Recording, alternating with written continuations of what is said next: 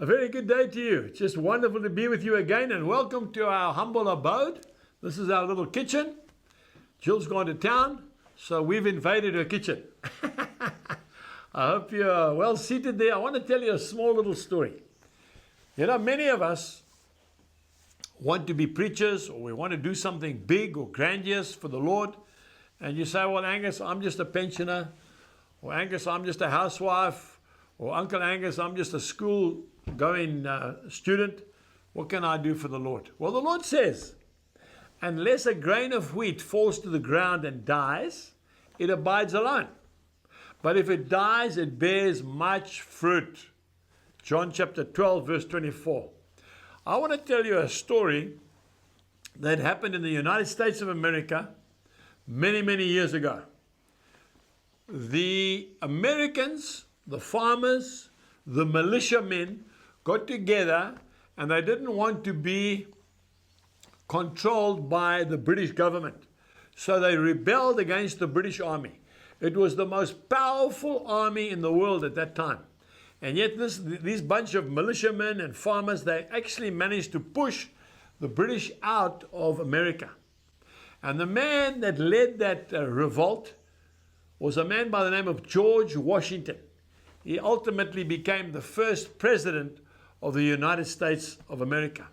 But I want to tell you about a little incident that changed probably the destiny of the United States of America forever. They wanted George Washington to be their king. In those days, there were no presidents. There was the King of England, the King of Spain, the King of France, and they wanted George Washington to be the king of America. And he declined. He said, I want to go back to my farm, and I want to be a farmer.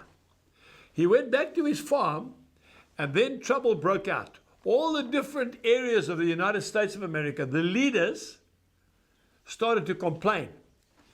The men had not been paid. These farmers had been fighting for freedom, for independence, for something like 6 to 8 years. And they were promised that they would be paid. Well, the end of the war came, and there was no money in the coffers, so there was no money to be paid. And these men were all starting to think about revolting themselves. So they got hold of George Washington, and they asked him to please call a meeting together. He didn't want to, but eventually he thought he'd better, otherwise there's going to be chaos running wild in the United States of America. So they called all the leaders from the different areas of America to a big meeting.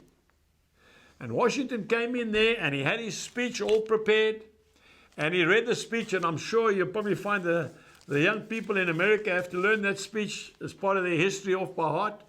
But you know, that wasn't what changed the meeting. These men were angry. They had their arms folded. They wanted their money, and they wanted their rights.